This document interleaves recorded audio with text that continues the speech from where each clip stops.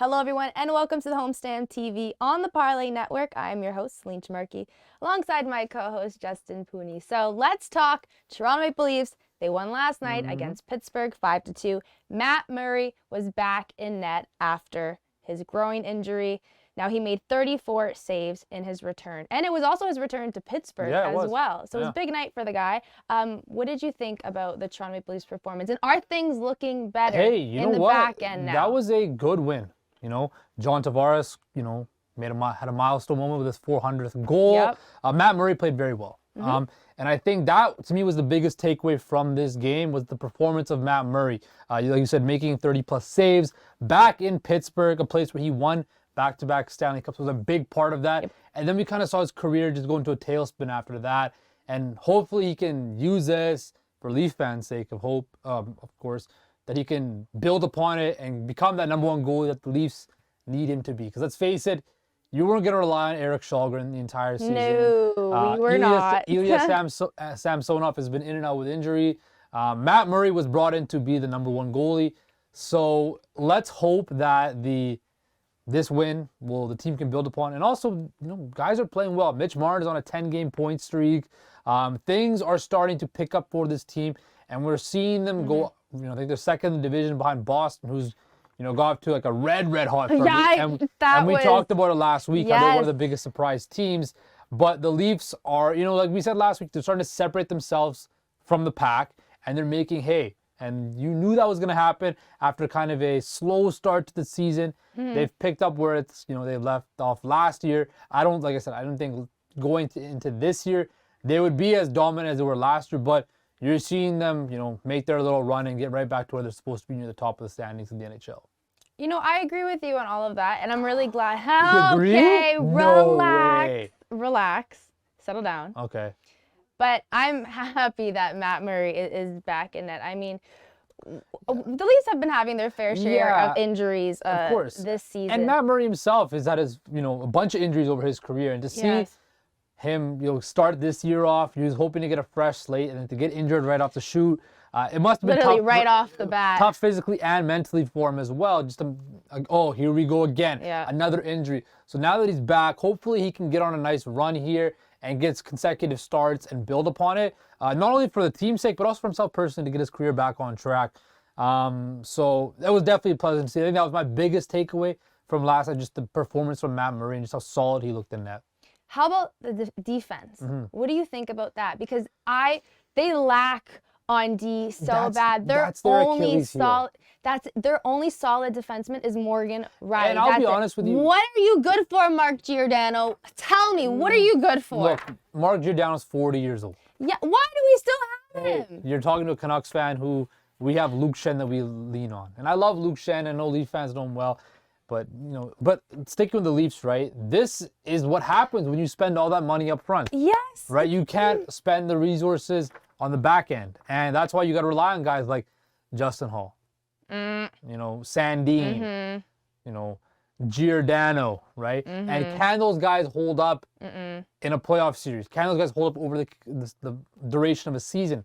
That's, to me, was the only thing stopping the Leafs and the mental side of it from making it past the first round. Because when I look at the Eastern Conference and I look at other teams in their defense core, they're much more deeper. They have more depth, where the Leafs have as much front-end talent up front than anybody in the league, right? Probably the most talent up front besides Edmonton, right? Okay, Edmonton has only like a couple players. But they also, Edmonton's also without Evander Kane now as well, which is going to be a big loss for them.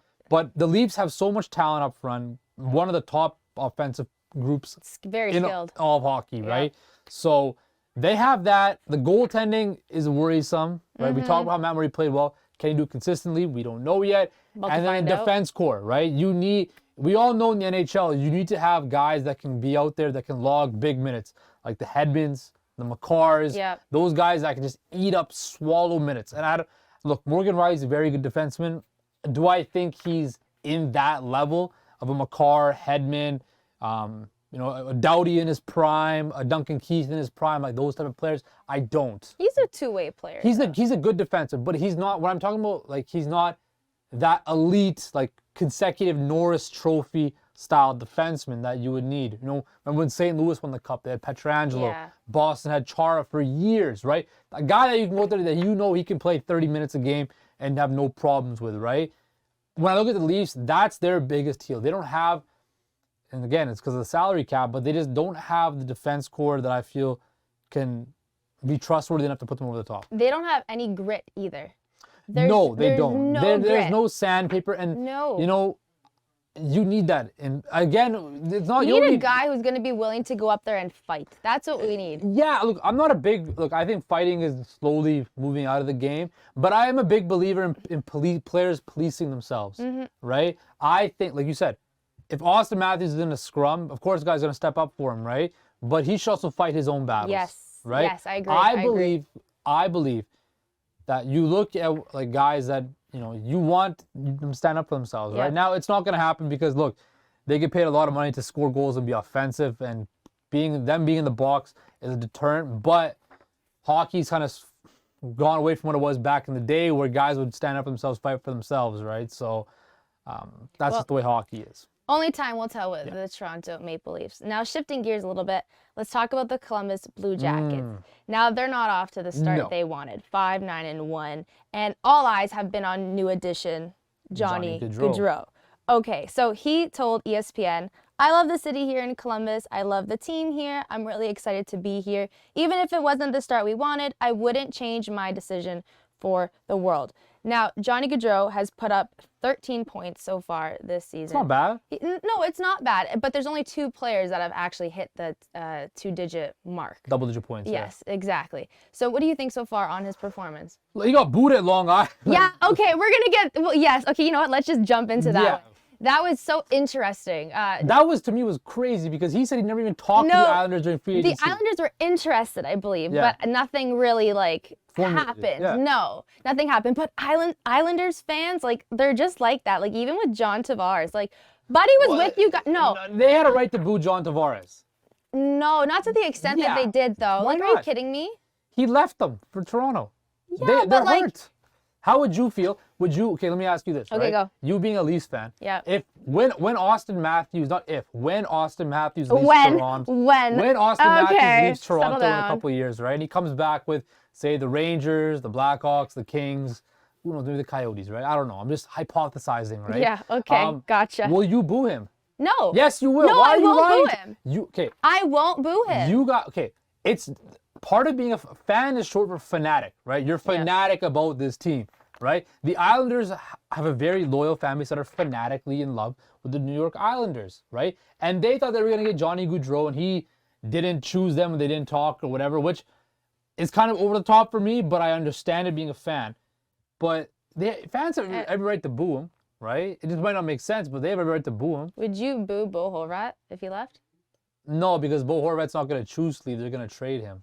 But again, that's me thinking the Canucks are not going to... The Canucks need to keep Bo Horvat. That's a story for another day. He's the only guy that with any accountability on the roster right now. And he's scoring goals like a madman. But like I said, their fans are going to boo, right? Mm-hmm. I wouldn't boo Johnny Gaudreau just because he didn't talk to my team during free agency. But it's a bit extra. I get why they booed. I wouldn't do it personally, though. I still don't like Isles fans. Hey, you have to admit that you would boo Matthews. I would not boo Matthews. Yes, you would. I wouldn't. Okay. Okay, next topic here. Let's talk about the famous coach. I love this coach. I do too. Torts. Are you kidding me? This guy is a total G. Now, oh my gosh. It's just, I can't even get the words out sometimes because he's so funny. I honestly wish the Toronto Maple Leafs had him. But he literally said, we suck. We haven't forechecked. The reporter said, what do you want to see differently? Forecheck. That's it. The guy is so blunt. I can't get over how blunt he is. I mean, Torts coached the Canucks for a season, right? And that's when he went into the Calgary dressing room, tried to fight the Calgary coach and stuff like that. I remember, Torts,